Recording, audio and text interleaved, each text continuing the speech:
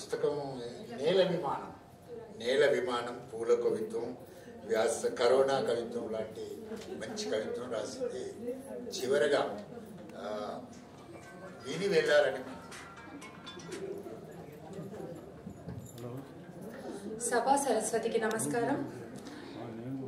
Chalam మ్యూజిక్స్లో 102వ page నుంచి 142వ page లోపల ఉన్న కొన్ని మ్యూజిక్స్ చదువుతాను. నా ముందు కొలనులో ఎరుపు తామరలు మెల్లగా తెరుచుకుంటున్నాయి. సరిగ్గా సమయానికి ఏ శక్తి ఈ పువ్వుల్ని వికసింపజేస్తుందో ఆశ్చర్యం కాదు. జంతువులకు మాత్రమే ప్రాణం ఉన్నట్లు, ఈ వృక్షాలను ఎన్నింటిని చంపినా ఏమీ తప్పు కానట్లు మాట్లాడతారు మాంస భక్షణ చెయ్యని నిర్మలోచరులు. చంపి తినకుండా బతకలేము. చెట్లను, మృగాలను అనవసరంగా చెట్లని చంపడం, అవసరంగా మృగాలని చంపడం కన్నా చాలా పాపమని గుర్తించలేరు. ఎవరో జంతు బలులు జరగకుండా శాసనం చెయ్యాలనే వాళ్ళకి ఎంత దయ జంతువుల మీద. జంతువులు నోరులేనివి, చెట్లు గొడ్డలి కింద రక్తం కారే చెట్టు, బూడ్సుల కింద నలిగే గడ్డి, పువ్వులన్నీ కోసుకుపోతే ఏడ్చే మొక్క, వీటి మీద కారుణ్యం లేదా? నోరు లేదు గనకనేనా? మెల్లిగా తలలు వంచే తామరలను చూస్తే తాయారు జ్ఞాపకం వస్తుంది.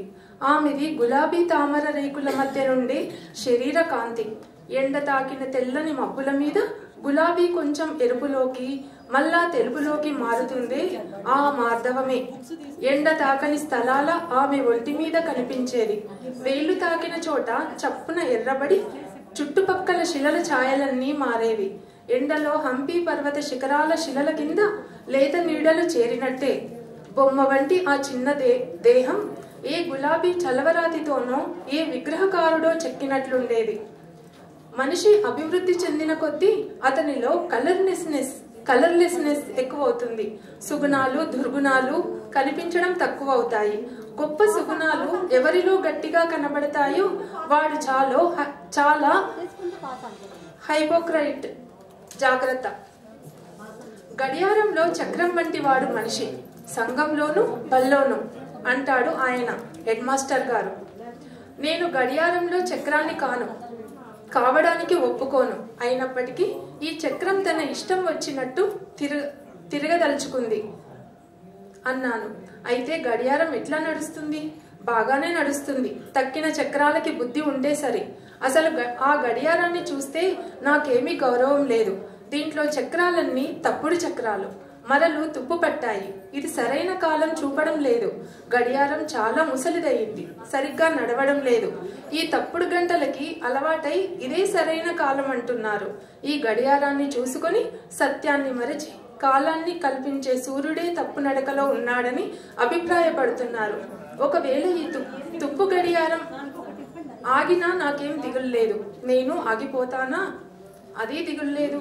కానీ నేను మాత్రం ఇట్లానే తిరుగుతాను. చాతనైనంత వరకు ఇతర చక్రాల్ని నాతో తిప్పుతాను. తిరగవా? ఈ గడియారం ఆగడమే మంచిది అన్నాను. నా ఇల్లు కదా అని తక్కిన ఇళ్ల మధ్య ఉన్న నీ ఇంటిని నిప్పంటించుకుంటే ఎవరు ఊరుకుంటారు? ఒకసారి కొన్ని ఏళ్ల కిందట నా చిన్నప్పటి టీచర్ ఒక ఆయన వచ్చారు నన్ను చూడ్డానికి. ఆయన్ని చూస్తే చిన్నప్పుడు నాకు చాలా ప్రేమ ఉండేది, ఇప్పటికీ గౌరవం. నన్ను గురించి విని నా స్థితిని తలుచుకొని దిగులు పడ్డాడు. అదే భేదం. మనని నిజంగా ప్రేమిస్తున్న వాళ్ళు మనం అవినీతి పాలవుతున్నామన్నా, కష్టాల్లోకి పోతున్నామన్నా దిగులు పడతారు. ఎవరన్నా కోపగించారా? వాళ్ళు మన మీద ప్రేమ చేత కాదు, వారి మీదున్న స్వంత ప్రేమ చేత, లేకపోతే ఈర్ష్య చేత. చెడిపోయిందన్న స్త్రీని ఇతరులు కాకుల్లాగా పొడిచి అదంతా నీతి మీది ప్రేమ అనుకుని తృప్తి పడతారు. ఆ కోపమంతా ఈర్ష. పిల్లలు దుష్టులవుతున్నారని తల్లిదండ్రులు ఆగ్రహిస్తారు. తన మీద స్వంత ప్రేమ, పిల్లల మీద కాదు. తమ ప్రతిష్టకు భంగం తెస్తున్నాడని, తమ శాంతిని ధ్వంసం చేసి శ్రమ కలిగిస్తున్నాడని కిందపడ్డ పిల్లని పడ్డందుకు కొట్టే మాతృదేవతల్ని చూడటం లేదు. చాలా రకం ప్రేమలు గొప్పవారివి కూడా. అదే రకం చాలా మంది దేశభక్తుల పేట్రియాటిజంని సైకో ఎనలైజ్ చేస్తే ఎన్ని వికృతమైన ప్రోద్బలాలు, ఉద్దేశాలు బయటపడతాయో ఎవరు చెప్పగలరు?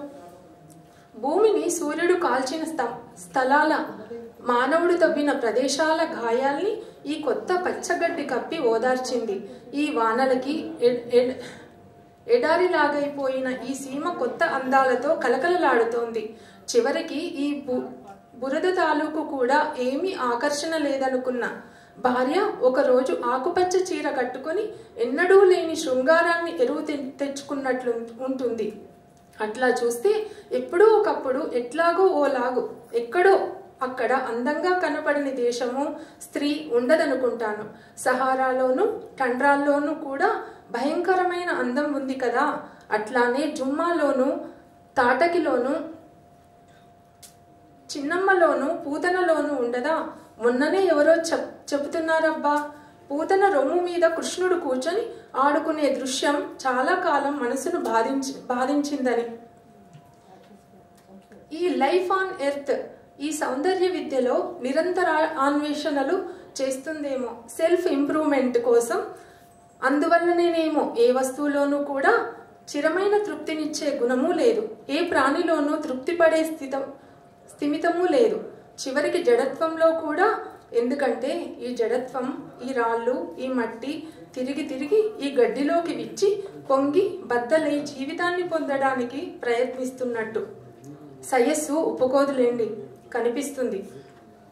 ఏ శక్తో ఆ గడ్డిని సృష్టించి జీవనాన్ని కల్పిస్తున్న సౌఖ్యాన్ని పొందుతున్నట్టు తోస్తుంది.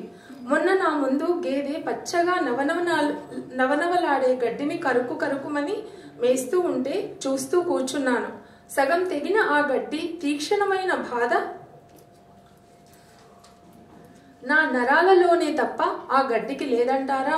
శాకామార గర్వాంధులారా, మృగాల కంఠాలు తెగినప్పుడు తన్నుకుంటాయే, ఆ బాధంతా మీ మనసుల్లోనే గాని కంఠం తెగిన తర్వాత, మెదడు వేరైన తర్వాత బాధ ఎట్లా ఉంటుంది?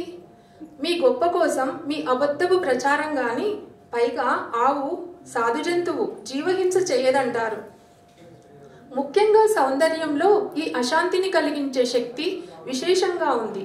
ఆలోచించగా ఏమనిపిస్తుందంటే, ఈ సౌందర్యాన్ని ఆకర్షకంగా చేసే సూత్రం ఉందే, దాంట్లో సౌందర్యం నుంచి మనసును, సౌందర్యాన్ని మించి ఆ వస్తువుకి, ఆ సౌందర్యాన్ని కల్పించే శక్తి దగ్గరికి ఈ బాధ ద్వారా దృష్టిని మళ్లించే ప్రయత్నం ఉందేమో.